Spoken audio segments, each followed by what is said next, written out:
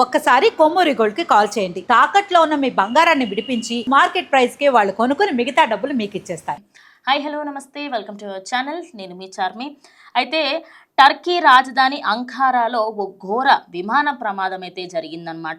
మంగళవారం రాత్రి అంకారా విమానాశ్రయం నుంచి బయలుదేరిన ఒక ప్రైవేట్ జెట్ ఒక 40 నిమిషాల తర్వాత కమ్యూనికేషన్ అంతా ఆగిపోయి ఆ విమానంలో ఉన్న 8 మందిని అటు ఆ 8 మందికి 8 మంది చనిపోవడం జరిగింది. దానికి కంప్లీట్ డీటెయిల్స్ చెప్పే ప్రయత్నం చేస్తాను. అయితే ఈ ప్రమాదంలో లిబియా దేశానికి సంబంధించి లిబియా దేశ సైన్యాధ్యక్షుడు అలీ సహా మొత్తం 8 మంది ఈ ప్రమాదంలో అయితే చనిపోవడం జరిగింది. ఈ విమానానికి సంబంధించి దానికి కన్వర్జేషన్ ఏదైతే మనకి కిందికి కన్వర్షన్ అంతా మాట్లాడుతూ ఉంటారు, కమ్యూనికేషన్ మొత్తం ఆగిపోయింది ఒక సెకండ్కి. అది 8:30కి స్టార్ట్ అయింది. 8:30కి స్టార్ట్ అయిన ఈ ప్రైవేట్ జెట్ ఏదైతే ఉందో అందులో 8 మంది ఉన్నారు. 3 మెంబర్స్ క్రూ అండ్ మిగతా 5 మెంబర్స్ వాళ్ళు అండ్ సైన్యాధ్యక్షుడు.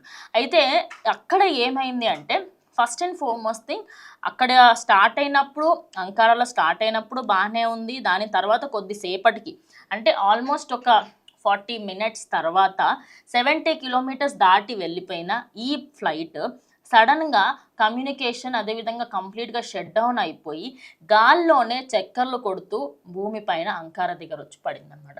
అయితే దీంట్లో ప్రధానంగా ఈ ఏదైతే ఫ్లైట్ ఉందో దీని పేరు ఫాల్కన్ 50. ఈ రకానికి చెందిన జెట్ అని గుర్తించడం జరిగింది. ఇది 1988 నుంచి కూడా ఇది అప్పట్లోనే వైఫై టెక్నాలజీ మీద నడుస్తుంటే కంప్లీట్గా అంటే ఎక్కడా కూడా ఒక తప్పు జరిగే అవకాశం 1% కూడా లేదు. కానీ ఎందుకు జరిగింది అని చెప్పేసి ఇప్పుడు చాలామంది అయితే దాని గురించి మాట్లాడుకుంటూ ఉన్నారు.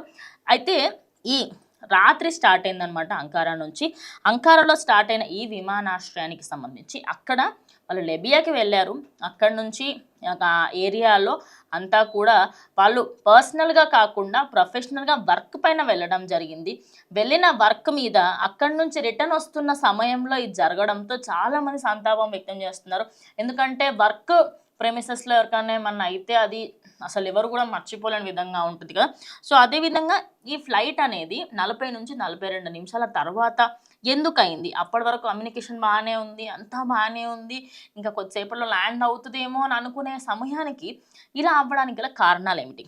ఈ ప్రమాదంలో ఎవరు ప్రాణాలతో బయటపడలేదు. 1-2 అలా కూడా కాదు, కనీసం ఎవరికైనా గట్టిగా గాయాలయ్యే అలా కూడా లేదు. ఎందుకంటే అది గాల్లో మీకు ఆ విజువల్స్ పెట్టించే ప్రయత్నం చేస్తాను. ఎందుకంటే యూట్యూబ్ గైడ్ లైన్స్ ప్రకారంగా అది పెట్టే అవకాశం అనేది మనకు లేదు. ఉంటే నేను ఖచ్చితంగా పెట్టించేదాన్ని. ఆ ఫొటోస్ అయితే మీకు ఖచ్చితంగా పెట్టిస్తాను. అది ఇలా చక్కర్లు కొడుతూ కంప్లీట్గా ఒక్క దగ్గరకు వచ్చి ఒక బ్లాస్ట్ లాగా అయిందనమాట. చూసినప్పుడు అరే ఏంది ఇంత ఘోరంగా అయిందని చెప్పేసి అక్కడ విమానాశ్రయానికి సంబంధించి ఘటనా స్థలంలో 8 మంది మృతి చెందినట్టుగా అక్కడ టెక్నికల్ టీమ్ అదేవిధంగా మనకి రెస్క్యూ టీమ్ ఉంటుంది కదా, వాళ్ళందరూ కూడా చెప్పడం జరిగింది. రెస్క్యూ టీమ్ చాలా లేట్గా అక్కడికి వెళ్ళిందని తెలుసు. ఎందుకంటే అయింది అని చెప్పేసి కూడా చాలా అంటే చాలా లేట్గా తెలిసింది.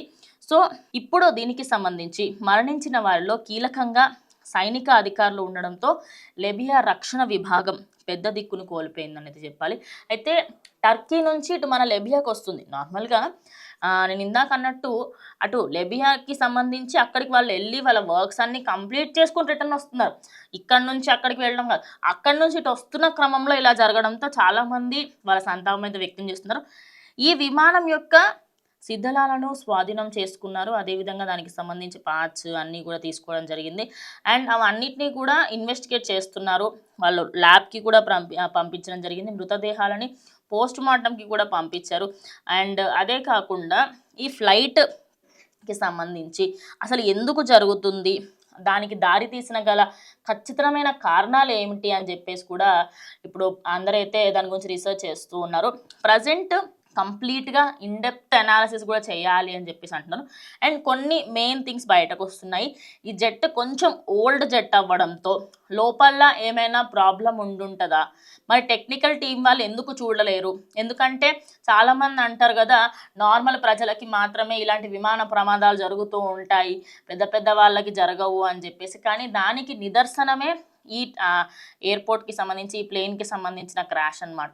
ఇందులో ఉన్న కంప్లీట్గా 8 మంది చావడంతో చాలామంది ఏంటంటే మరి ఇంత ఒక సైన్యాధ్యక్షుడు ఉన్నాడు, అదేవిధంగా సెక్యూరిటీ వాళ్ళందరూ ఉన్నారు, మరి ఇంతమంది ఉన్నప్పుడు ఖచ్చితంగా మీరు జాగ్రత్తలు తీసుకోవాలి కదా అని చెప్తున్నారు.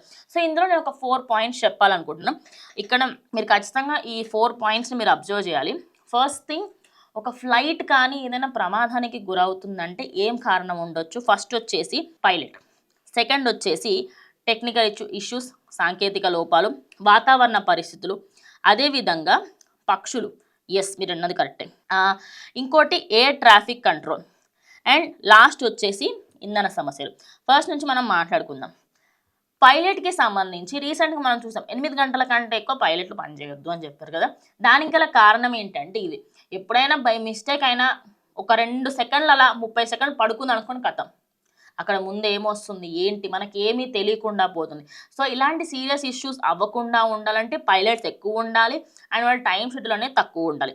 నెక్స్ట్ సాంకేతిక లోపాలు, విమానంలో ఇంజన్ ఆగిపోవడం, సడన్గా ఆగిపోవడం, కొన్నిసార్లు అది ఆగిపోవడానికి కూడా టెక్నికల్కి సంబంధించి వాళ్ళు టెక్నికల్ ఇష్యూస్ సరిగ్గా చూడకపోయినా అండ్ చిన్న లోపాలు ఉంటాయి అన్నమాట. ఏదన్నా ఒక చిన్న స్క్రూ ఊడిపోయినా, నిజం చెప్తున్నా, పెద్ద వాటికి చిన్న స్క్రూలు గివి ఊడిపోతే ఏం కాదు, కానీ ఒక ఫ్లైట్కి సంబంధించి ఏమైనా ఒక చిన్నది ఊసిపోయినా కూడా ఖచ్చితంగా అది ఒక పెద్ద సమస్యగానే మారుతుంది.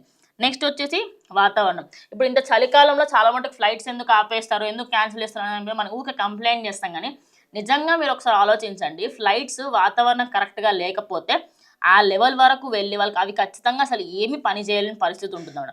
నెక్స్ట్ వచ్చేసి మనకి పక్షులు, బర్డ్స్ ఒక్కొక్కసారి గాల్లో అలా వచ్చి ఢీ కొడతాయి అన్నమాట.